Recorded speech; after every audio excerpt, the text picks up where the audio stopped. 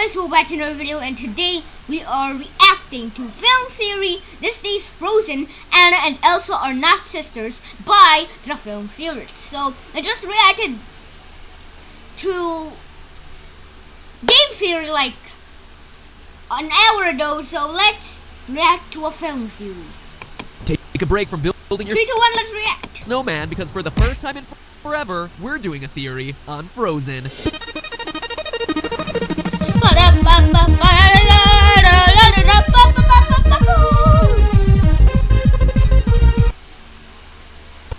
Come on, why is it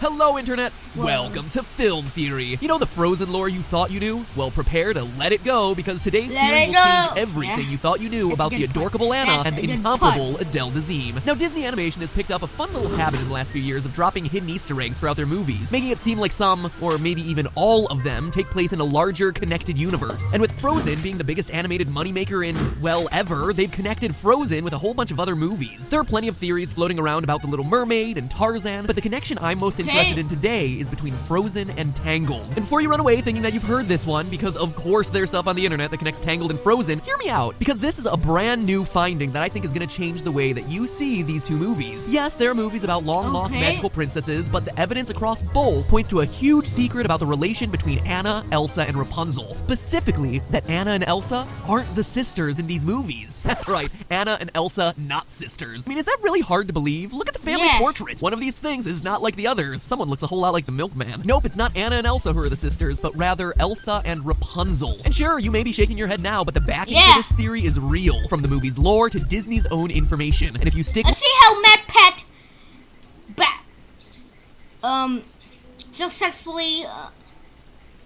successfully says that the theory is right. Let's see how he backs up the theory, because I don't see it. With me, I think you're gonna agree. The first pieces of evidence we have come from Disney itself, who've slipped bits and pieces of information about Frozen's lore since the movie came out. First, Frozen writer and director Jennifer Lee confirmed a huge point in a Reddit AMA about King and Queen, what are their names? Agnar and Iduna? Really? Scandinavia, we need to talk about your naming convention here. In any case, when Agnar and Iduna are lost at sea, they're not going off on any old 3-hour tour, they're sailing for a wedding. It was also confirmed that this isn't just any wedding they're going to, it's Rapunzel's wedding from the end of Tangled. That's huge right there. We already have a solid connection between the movies in two ways, space and time. Looking at a map, this makes total sense based on where these movies take place. It's been pretty well established that Frozen's location of Arendelle is a hybrid of Arendal and Bergen, Norway. It's so well known, in fact, that the Norway zone of Epcot was completely overrun after the movie came out, and Disney had special Frozen tours set up in Norway to handle all the crazy Elsa fans storming into the country. Probably the only time in Disney's history where people actually were excited to go visit Epcot. Tangled is likely to take place around the corner, just across the North Sea in modern Germany in a fictional city called Corona. This matches where the Rapunzel story is originally based, since it was one of Grimm's fairy tales. So they're definitely close enough to bump into each other out on their royal yachts, or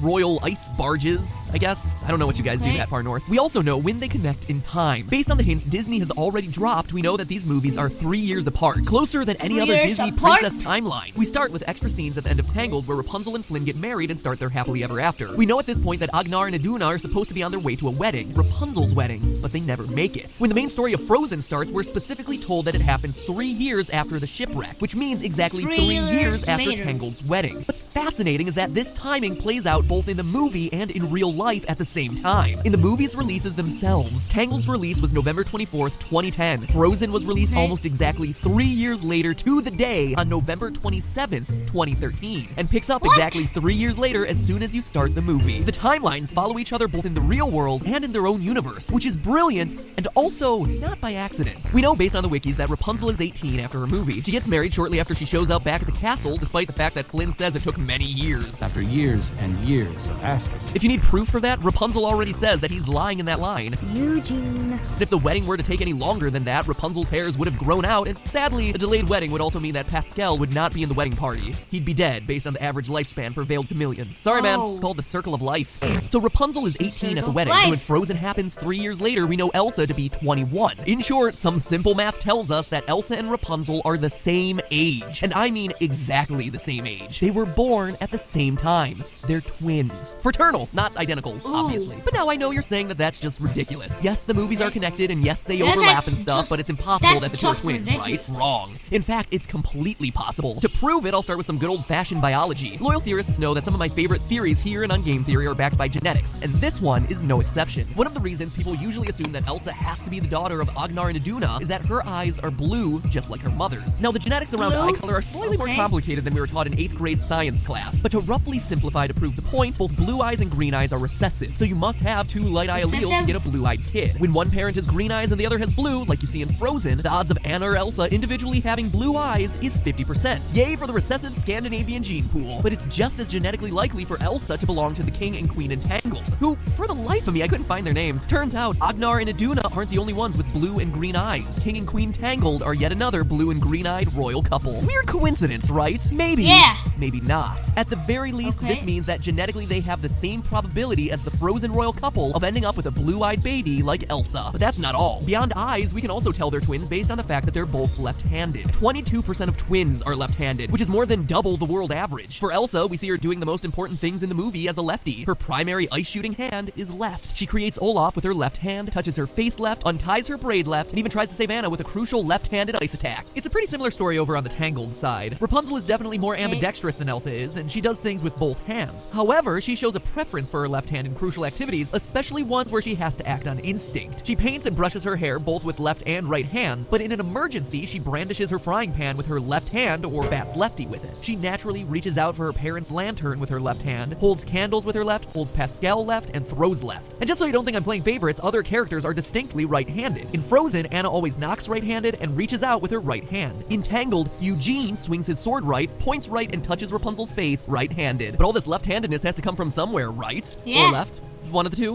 Luckily, it happens that Mommy Tangled happens to be likely left-handed. We don't get a lot of camera time with the kings and queens in general, but Rapunzel's mother is shown with a left-handed preference in most scenes she's in. Holding Rapunzel left-handed, gesturing left-handed, and reaching out to touch Rapunzel left-handed after seeing her for the first time in 18 years. There isn't enough evidence on the Frozen side to say whether Ragnar and Iduna are left-handed or not, but we know the genetics line up for Tangled. And finally, we have hair. Honestly, none of these parents are likely to produce children with bright blonde hair like either Rapunzel or Elsa. But, as we learn in Tangled, Rapunzel's blonde hair comes from the magic her mother absorbed from a bright yellow flower. If in fact these two are twins, it would also explain Elsa's unusually vibrant blonde hair, which is surprisingly more plausible than the slim genetic chance Iduna and Agnar have of producing a toe-headed ice princess. So at this point, the location of the movie, timing of the movie, and biology of the movie all support Rapunzel and Elsa being Disney's true first magical princess sisters. But what about the really exciting stuff? What about their actual magic? If these two are indeed twins like I'm saying they are, they should have the same powers, right? I don't know if you've seen these movies lately, but ice blasting, definitely not the same as old healing hair over here. Well, hang on to your anthropomorphic reindeer because there's even more evidence to this theory. First of all,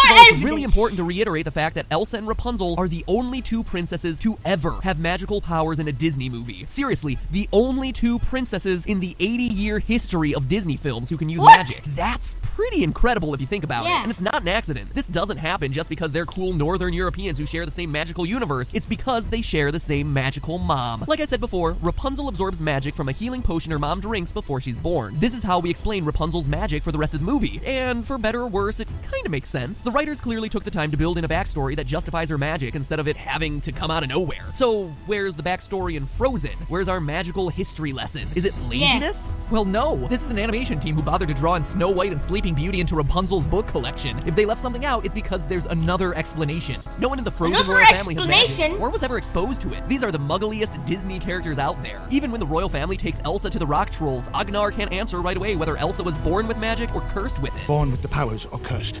Born. What an oddly specific detail you've included there, Disney. But this is the reason. When Agnar stutters in front of the rock trolls, he's showing a natural reaction. Was she born with these powers? Yes? He doesn't know because he wasn't there when Elsa was born with magic. Ever wonder why Agnar and Iduna never show any surprise about Elsa's magical powers? Like, wouldn't you just find it a little bit startling? Worth a trip to the pediatrician at least. We never see them doing normal things you'd expect parents to do in this situation. They don't try to cure Elsa. They don't even seem to look for answers about where her powers came from. Don't you think that's a little bit strange? Well, it's not if you consider that they already know where her powers come from. Her real mother. The same that gave Rapunzel her powers. But okay, enough beating around the bush. Let's actually talk about that magic. One of Frozen's biggest criticisms leveled at it from honest trailers to cinema sins is that Elsa's power set has always seemed a bit weird. Meet Elsa, a manic-depressive princess with a confusing set of powers, like creating life. You're alive? Think so? They kind of gloss over that one. Yeah, she freezes stuff, causes major destruction and blizzards, builds ice castles, all that. But then she also brings things to life, creating sentient creatures like Olaf and Marshmallow. Literally, it's all over the place. At first, it actually seems like Elsa and Rapunzel have opposite powers, with Elsa stopping everything from growing and Rapunzel making everything new and young again. A yin and yang sort of situation. But if you look closer, their powers are actually more similar than you think. Let's go through it. In the ending to both movies, the princesses save someone they love. In Frozen, it's Anna, and Entangled, it's Flynn, or Eugene, or whatever his name is. To start both scenes, the true love character saves the princess. Eugene saves Rapunzel from Mother Gothel, and Anna saves Elsa from Prince Hans. In doing so, they both die in the process. Anna by freezing, and Eugene with a stab wound. Anna exhales her last breath, Eugene falls limp. These guys are gone. At this point, each of our power princesses literally hugs the true love for an awkwardly long minute of sobbing, and then suddenly discover a new power they never thought they had. The exact same power. Reviving the dead. Giving things life. Entangled, it's giving Mother Gothel and Eugene life. In Frozen, it's giving Snowman and Anna life. Coincidence? Not a chance. It's the exact same power executed the exact same way. Their powers aren't opposite. In fact, they're twins, just like the princesses themselves. Elsa did inherit the power to revive things, just like Rapunzel. She just also ends up with some nice ice upgrades. In short, everything in these movies, from the setting, the background, the lore, the genetics, the magical powers, even the structure of their own stories, are direct That means MacPat actually backed up as a theory. It's actually, I believe, it's a theory right now. So now I ask you, look at the evidence, and look at the story one more time through a new lens. Once upon a time in Corona, a kingdom in northern Germany, a sick queen drinks a magical healing potion made from a magical yellow flower right before giving birth. She has twin daughters. The girls are blonde as both are infused with the magic of the flower. One daughter immediately demonstrates magical healing powers when you sing, and the other one doesn't really seem to do all that much. Mother Gothel discovers that baby one will keep her young forever, but she can't just snip some hair, so she has to take the whole baby, which she does by kidnapping her and locking her up in a tower. King and Queen Tangled are heartbroken that baby one is stolen, and they realize they can't risk losing baby two if she's ever discovered to have magical powers. They know Corona isn't safe and send baby two on a trip across the North Sea to the neighboring kingdom of Arendelle to live with Agnar and Iduna, far away from Mother Gothel. In Arendelle, the king and queen eventually realize that Elsa does indeed have magical powers too. Unprepared to raise a magical child, they try to hide Elsa's powers to protect her from being kidnapped like her sister Rapunzel, closing up the castle, limiting the staff, hiding Elsa indoors. It's to keep the word from getting out to Corona that there was another princess born with magic, and to protect their own daughter Anna from accidentally spilling Elsa's secret or becoming the target of a kidnapping herself. They have her memory wiped. The bad rap Agnar and Iduna get is all in the name of helping to keep Elsa safe until her sister Rapunzel reappears, and eventually the two find each other when Rapunzel ends up in Arendelle at the end of Frozen. So is that the true origin story of Anna, Elsa, and Rapunzel? I guess we'll have to see what happens in Frozen 2. But hey, that's just a theory. A film theory. And cut. So yeah, guys, MacPat actually backed up the theory. I thought he can't back it up, but he can. So yeah, guys, MacPat backed up the theory. I believe in it. If you believe in it, please hit that like button and please hit that subscribe button and turn on notifications to become part of the notification squad, and comment I like it and I will heart your comment. So guys, thanks for watching, and of course, goodbye.